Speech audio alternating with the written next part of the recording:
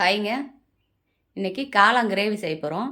பாருங்கள், இந்த மாதிரி காளானை நல்லா க்ளீன் பண்ணி கட் பண்ணி எடுத்து வச்சுருக்கேன். இப்போ அதுக்கு தேவையான பொருள் என்னென்னு பார்த்துக்கலாம். கொத்தமல்லி, ஜீரகம், மிளகு, இதுதான் ஜீரகம், அது சோம்பு, பட்டை, கிராம்பு, ஒரு மராட்டி மூக்கு, ஒரு அனாச்சி மூக்கு, கொஞ்சமாக கருவேப்பிலை போட்டுக்கலாம். குண்டு மிளகா ஒரு 6, காஷ்மீரி மிளகா நான் 2 சேர்த்துருக்கேன். இதெல்லாம் நம்ம வறுத்துக்கலாம். எண்ணெய் சேர்க்காமல் வறுத்துக்கலாம். கசகசா சேர்த்துக்கலாம். கசகசா நம்ம முன்னாடியே சேர்த்தோம் அப்படின்னா கருகிரும். அதனால தான் நான் இப்போ சேர்த்துருக்கேன். பாருங்கள், நல்லா வறுத்தாச்சு. இதை நம்ம இப்போ ஒரு பிளேட்டில் கொட்டி ஆற வச்சுக்கலாம். 1 ஸ்பூன் புழுங்கல் அரிசி சேர்த்துக்கலாம். அரிசி கருகிடக்கூடாது. கரெக்டான பக்குவம் அதுதான். கடாயை வச்சுக்கலாம். எண்ணெய் சேர்த்துக்கலாம். கடுகு, உளுத்தம் பருப்பு சேர்த்துக்கலாம்.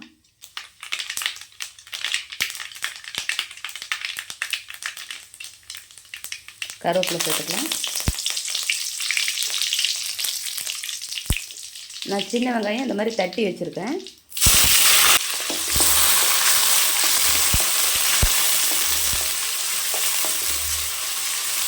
சின்ன வெங்காயம் சேர்த்தோம் அப்படின்னா நல்லா டேஸ்ட்டாக இருக்கும். அதுக்காக தான் நான் சின்ன வெங்காயம் சேர்க்குறேன். அரிஞ்சு போகிறதோட இந்த மாதிரி தட்டி சேர்த்துக்கோங்க, நல்லாயிருக்கும். உப்பு தேவையான அளவு எடுத்துக்கலாம். மஞ்சள் சேர்த்துக்கலாம்.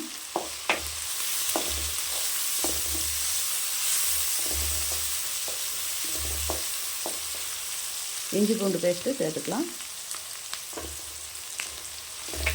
இஞ்சி பூண்டு அரைச்சி போடல, தட்டி போட்டிருக்கேன்.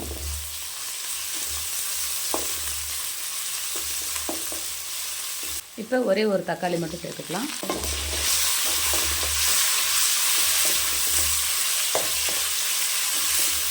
நான் 2 பாக்கெட் காளானுக்கு தான் இப்போ தேவையான அளவு எடுத்திருக்கேன். நீங்கள் 3 பாக்கெட்டு சேர்த்துக்கிட்டீங்க அப்படின்னா நீங்கள் அதுக்கு தகுந்த மாதிரி சேர்த்துக்கணும். 1 பாக்கெட்டு சேர்த்துக்கிட்டிங்கன்னா அதுக்கு தகுந்த மாதிரி கூட குறைய குறைச்சி சேர்த்துக்கலாம்.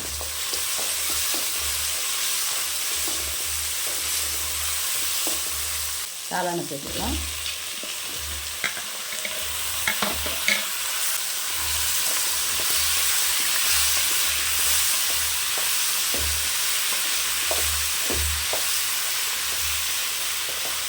தண்ணி சேர்க்கக்கூடாது. இதுலேயே நல்லா வதக்கணும் அப்படின்னா நல்லா கொஞ்சம் தண்ணி விட்டு வரும். அதனால் தண்ணி சேர்க்குறாதீங்க. பாருங்கள் எவ்வளோ தண்ணி இருக்குதுன்னு. நான் தண்ணி சேர்க்க கிடையாது. நல்லா அப்படியே வதங்கட்டும்.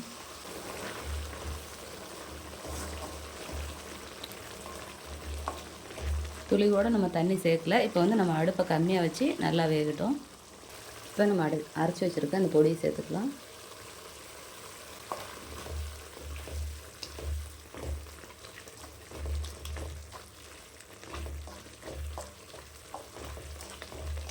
அடுப்பை கம்மியாக வச்சுக்கலாம்.